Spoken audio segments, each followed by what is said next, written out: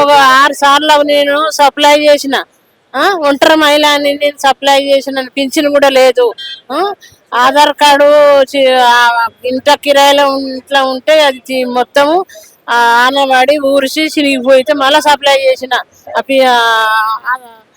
ఇది coupon card అది మళ్ళీ సప్లై చేసిన. ఇన్నిసార్లు అప్లై చేసిండ్రు కదా, మరి అది ఎందుకు వస్తలే అని చెప్పిరా? ఎందుకు వస్తలేదని ఎవరు చెప్పాలి మాకు? మీ సేవలు అడగాలి కదా, మేము అప్లై చేసినప్పుడు అడుగుతున్నాం.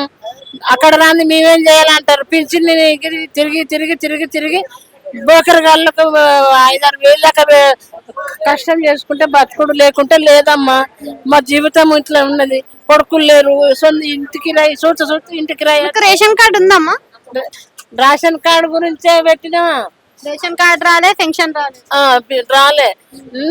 మాకు ఏం చేయాలి చెప్పమ్మా? మాకు ఎట్లా బతకాలి? ఇంటికి వచ్చి సర్వేలు చేసిండ్రు కదా, అప్పుడు చెప్పిండ్రు అమ్మ మాకు కార్డులు ఏం లేవు అని చెప్పి.